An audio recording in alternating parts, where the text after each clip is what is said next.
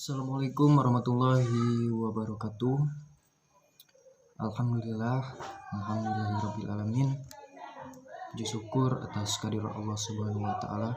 Pada kesempatan kali ini melalui video ini saya akan menjelaskan salah satu layanan nantinya, yaitu layanan informasi. Di sini sebelum kita memasuki ke penjelasan, saya akan memperkenalkan diri saya terlebih dahulu. Perkenalkan, nama saya Julian Suhari dari Prodi Bimbingan Konseling Pendidikan Islam dengan nomor induk 17641017 lokal 7B. Nah, sini saya akan menjelaskan serta memenuhi tugas, yaitu mata kuliah layanan konseling. Sebelum kita memasuki ke materi penjelasan, saya akan menjelaskan kembali, yaitu apa itu layanan informasi.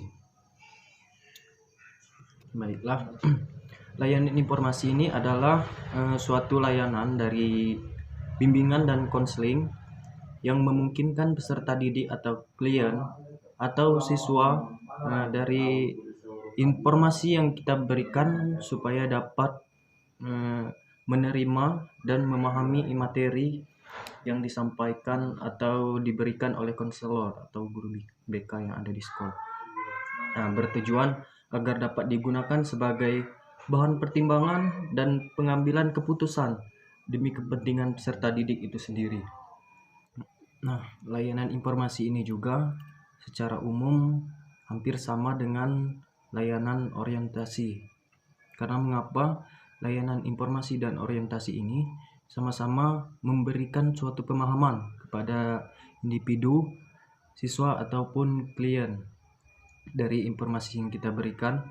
Dan juga layanan orientasi dan informasi ini adalah salah satu perwujudan dan fungsi pemahaman dari layanan bimbingan dan konseling.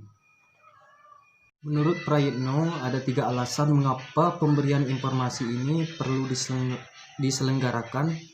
Pertama, informasi ini dapat membantu memecahkan masalah yang dihadapi oleh seseorang atau individu. Yang kedua, informasi dapat membantu dan menentukan arah hidup seseorang. Dan ketiga, setiap individu mempunyai keunikan. Mempunyai keunikan itu akan menghasilkan keputusan dan tindakan yang berbeda-beda, sehingga dapat menciptakan kondisi yang baru. Dari ketiga alasan tersebut dapat disimpulkan bahwa abad ke depan kita adalah abad informasi. Karena mengapa? Informasi ini sangatlah penting, amatlah penting oleh seseorang. Siapa yang tidak mendapatkan informasi, maka ia akan tertinggal dan akan kehilangan masa depannya. Dan dari pemberian layanan informasi ini terdapat beberapa bidang, yaitu yang pertama bidang pendidikan, bidang karir, sosial, dan budaya. Dari topik yang akan saya jelaskan ini nanti yaitu tentang sosial, dengan topik yaitu cara bertingkah laku sopan santun. Seperti yang kita ketahui bahwa sopan santun ini merupakan unsur penting dalam kehidupan bersosial atau kehidupan sehari-hari. Karena dengan menunjukkan sopan santunlah seseorang dapat dihargai dan disenangi dari dalam suatu tempat itu sendiri. Sebagai makhluk sosial bermasyarakat, kita wajib adanya sopan santun.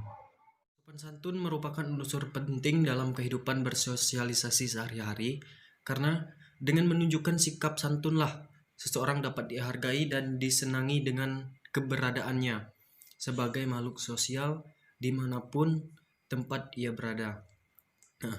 Dalam kehidupan bersosialisasi antar sesama manusia, sudah tentu kita memiliki norma-norma atau etika-etika dalam melakukan hubungan dengan orang lain. Dalam hal ini, sopan santun dapat memberikan banyak manfaat atau pengaruh yang baik terhadap diri sendiri maupun orang lain. Sopan santun ini berarti peraturan atau etika tata cara kita hidup yang timbul dari hasil pergaulan kelompok manusia di dalam masyarakat dan dianggap sebagai tuntutan pergaulan sehari-hari masyarakat tersebut. Setelah kita mengetahui pengertian, dapat kita simpulkan bahwa sikap sopan santun patutlah dilakukan di mana saja tempat kita berada. Sesuai dengan kebutuhan lingkungan, tempat, dan waktu, karena sopan santun bersifat relatif, di mana yang dianggap sebagai norma sopan santun berbeda-beda di setiap tempatnya. Seperti sopan santun dalam lingkungan, rumah, sekolah, kampus, pergaulan, dan sebagainya. Hal tersebut kita lakukan dimanapun tempat kita berada. Kita akan selalu dihormati, dihargai, dan disenangi keberadaan kita oleh orang lain. Oke, sopan santun ini harus diterapkan dimanapun sesuai dengan tuntutan lingkungan tempat kita berada. Dimanapun kita berada, kita harus menerapkan tata cara atau peraturan-peraturan yang ada. Contohnya seperti di dalam lingkungan rumah. Di lingkungan rumah ini, baik di dalam maupun di luar lingkungan rumahnya, maka sopan santun yang harus diwujudkan antara lain menghormati orang tua. Contohnya, yang pertama menghormati orang tua seperti tingkah laku yang baik yang harus kita terapkan, berbicara dengan lemah lembut. Ya, tentunya berbicara dengan lemah lembut, tidak melakukan perbuatan yang dapat menyakiti perasaan seperti suka berbohong dan tidak mendengar nasihatnya. Itu termasuk yang dilarang, yang tidak mematuhi sopan santun yang ada. Menyayangi adik, kakak, saudara, dan seluruh keluarga dengan cara bertutur kata yang baik. Kemudian tidak berkata kasar dan menjaga hubungan yang harmonis dengan seluruh anggota keluarga. Kemudian menghormati para tetangga yang berada di sekitar rumah dengan sering bertegur sapa ketika saling bertemu dan saling tolong menolong di saat sedang ada yang membutuhkan. Termasuk sopan santun. Setelah itu ada juga sopan santun di dalam lingkungan sekolah. Di dalam lingkungan sekolah atau kampus, yang pertama menjaga tingkah laku seperti berperilaku baik dan terpuji, menghormati guru atau dosen, dan mematuhi peraturan sekolah atau kampus, menjaga kebersihan, dan serta berperan aktif dalam kegiatan sosial di sekolah atau di kampus itu sendiri.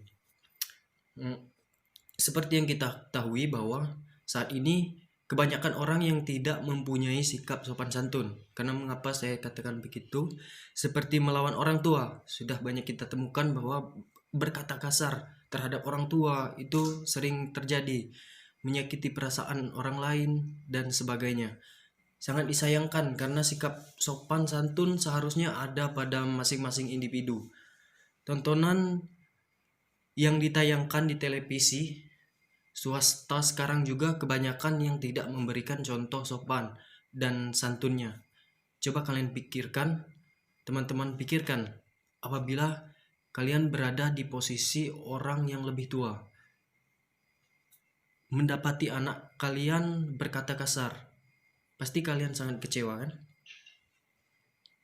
Sekarang saatnya kita buat introspeksi diri dan menjaga tontonan anak-anak yang masih di bawah umur agar tetap mempunyai sikap sopan santunnya. Oke, mungkin itu saja yang dapat saya sampaikan dari penjelasan kali ini. Saya akhiri, wabillahi taufiq wal hidayah. Wassalamualaikum warahmatullahi wabarakatuh.